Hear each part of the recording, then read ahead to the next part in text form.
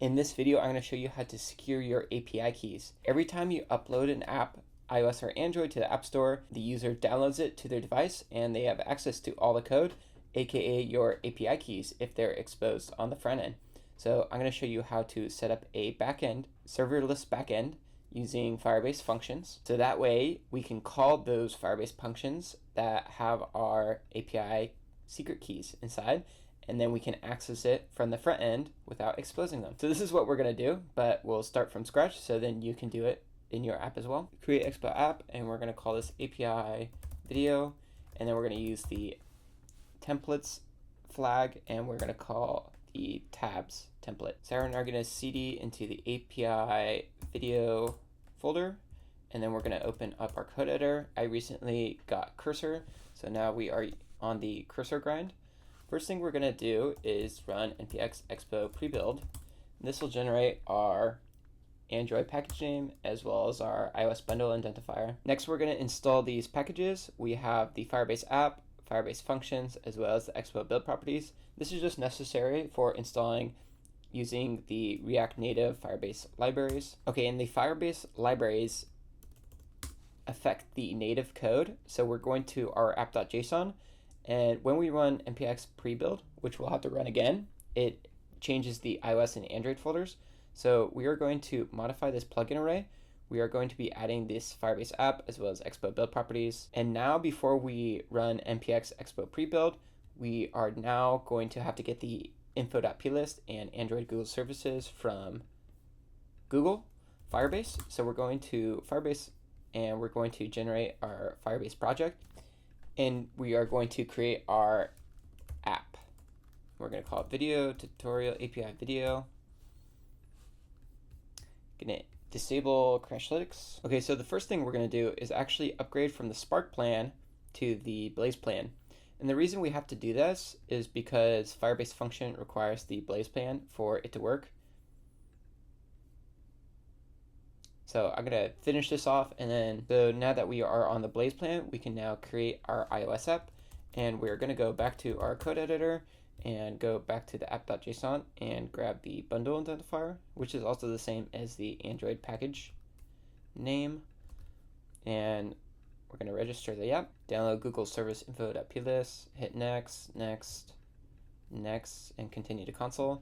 And then we're also going to make our Android app as well, same package name, and then register. Download the Google service.json, then hit next, next, next, and continue to console.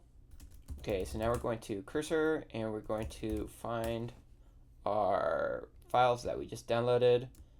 Unfortunately, I just had these old ones, so we're gonna have to change the name real quick. Perfect. Now we're gonna throw these into our root directory, and then we are going to also let the Google service info, we're also going to let our app.json know exactly where we put those files so they know where to access them, which is just in the root directory, so that's perfect. Now we can run npx expo pre-build and npx expo run iOS to open up our simulator. Okay, and while the simulator is getting pulled up, we will open up another console and we will log into Firebase. If you haven't done this already, I'm already logged in, so you can run Firebase login just to make sure you're logged in. And then we're going to do Firebase init, and this will generate everything that you need for the functions folder. So we're going to scroll down, hit space, hit enter. We're going to use an existing project, and we're going to run the API video project, hit enter. And we're going to run it in TypeScript, and yes, hit yes, hit yes. Okay, now you can see we have our Firebase functions folder that uploaded everything, and this is where our functions are at in the src index.ts. But before we get into the code, we are also going to run Firebase functions secrets, and we're going to set our secret API key. And this is where you would set like an OpenAI API key, so then others don't have access to it. And this is where you would copy and paste your key. And it's going to be a secret. Maybe you'll find out later in the video if you keep on watching. Okay, and then for the Firebase function, we are, instead of doing an on request, we're going to do an on call. And we are going to name it hello world. This is just the normal function name. And this is what our secret's going to be called. This lets us access the secret for this function.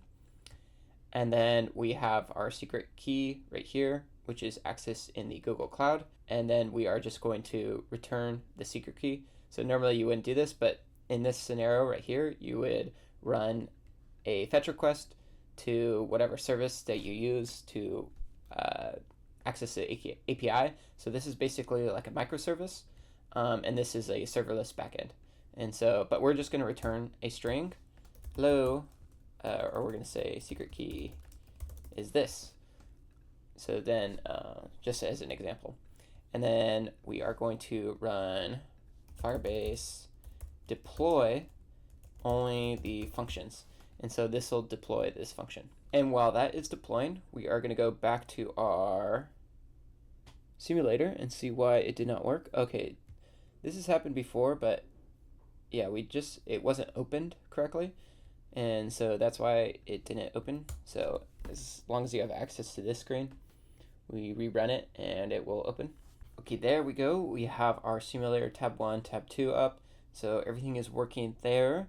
So now what we're going to do is we're going to want to call this function on the front end. So we are going to go to our app, tabs, and index file. This is where we are at right now. So let's say we delete, edit screen info, and then it'll reflect it there. So what we're going to do is we are going to open up, we're in cursor right now. So we're going to do Command L, and we're going to ask it anything, which we are going to ask it to build out the screen for us. So we gave it access to these 3 files, which is the functions file, this file, as well as the Google service.info.plist, which is down here. And we're going to say, can you initialize? It's not recommended, but we're just going to do it. Usually you do it into the entry point of your app. And then I believe that's it. And we're going to hit enter. And then we got this nice code. It didn't fill out this whole. Can you fill out the rest of the Firebase config? And we'll accept both of these. We'll apply.